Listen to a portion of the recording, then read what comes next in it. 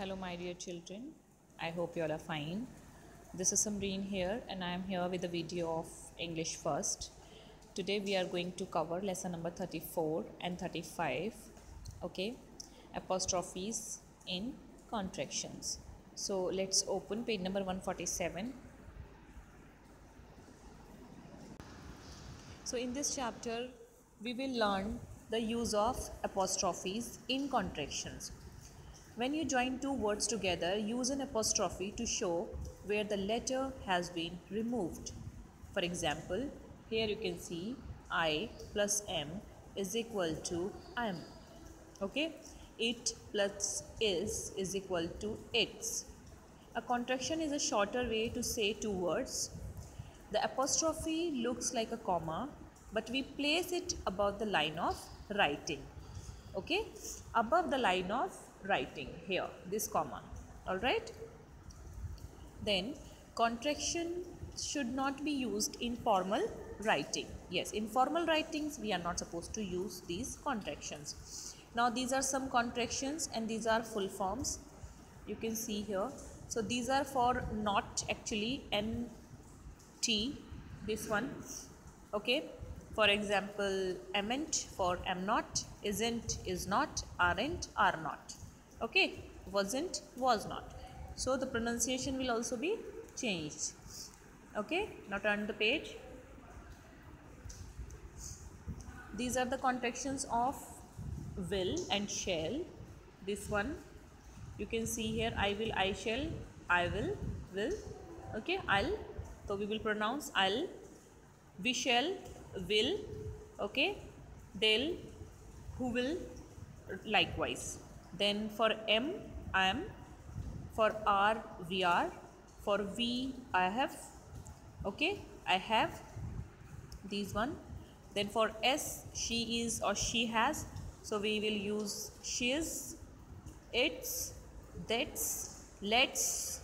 Okay, these one likewise we will use. Okay, and then for d means I had, we had, you had, so we'd. Okay, she'd, they'd, would, likewise. Then here in exercise A, write the contractions. This you can fill by your own also. I have done for you. Okay, same you have to fill in your book. I am, you are, we are, they are, he is, she is, you, aren't, won't, isn't, haven't, they'd, can't, whereas. Okay, likewise you have to fill. Next page. Yes, write the phrases that each contraction represents. So here, don't, like don't, I have, we will, they have, you have, that is, shall not, let us, or I had, should not, he had. Okay, likewise you need to fill in your book. Now next exercise, write a sentence that use at least two contractions. So here,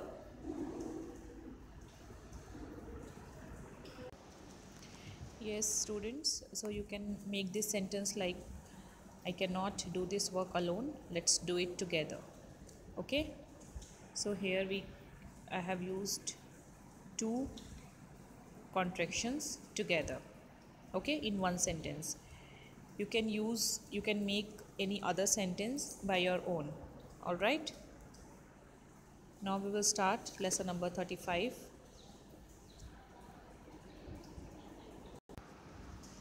Yes everyone, this is your lesson number 35, idioms and proverbs. So an idiom is a group of words whose meaning is different from the meaning of the individual words.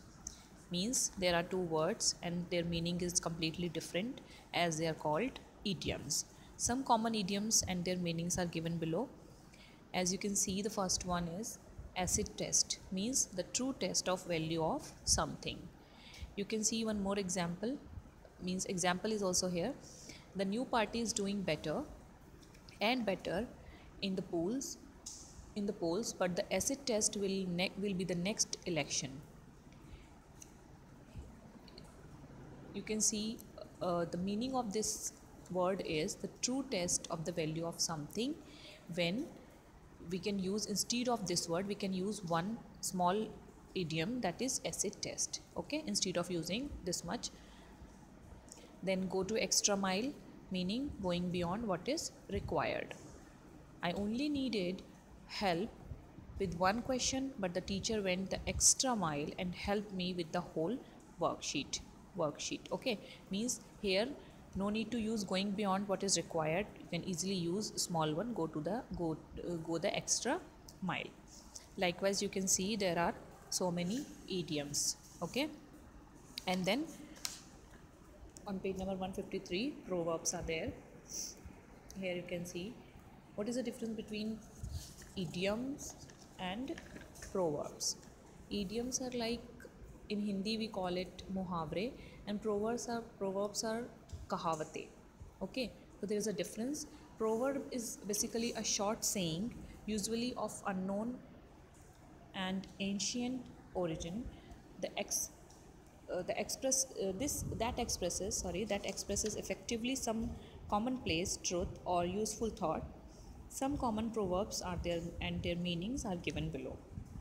Basically, they are short saying which are usually known and ancient origin, means in older days people used to say, they used to express their feelings by saying some proverbs which are very we can say common or famous also, you can say.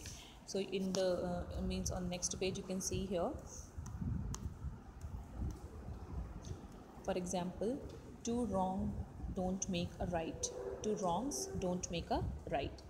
When someone has done something bad to you, try to get revenge will only make things worse. Okay, it means two wrongs don't make a right. Two people, if both are wrong, they cannot make anything right? So there are other examples also, you can see here. Okay, for example, see the last one, don't put all your eggs in one basket. Don't put all your eggs in one basket means have a backup plan. Do not risk all your money or time in one plan. Okay, means do not put all your efforts in one thing. You have to change.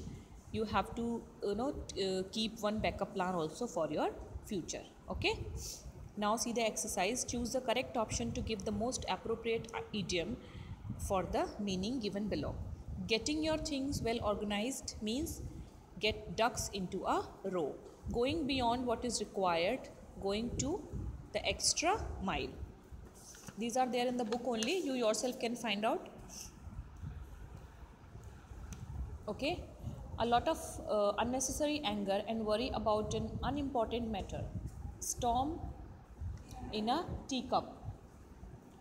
To make a situation worse means to add insult to injury. Then an event that happens infrequently, once in a blue moon. Then trying all the clever means to achieve something means whole bag of tricks. Then being successful in doing something without difficulty, sail through something. Then examining a group of people and deciding their suitability means separate sheep from goats. Now come to the next exercise. Complete the following proverbs. Hope for the best but prepare for the worst. Then the grass is always greener on the other side of the hill. People who live in glass houses should not throw stones. Fourth number, a chain is only as strong as its weakest link. Actions speak louder than words. Next, don't put all your eggs in one basket. Then too many cooks spoil the broth. Then eighth number, necessity is the mother of invention.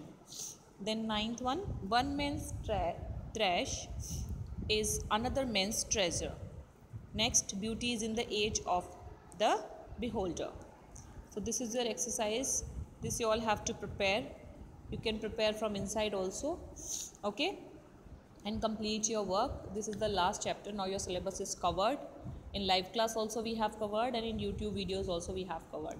So it's your responsibility to complete your work, okay. Keep studying and take care.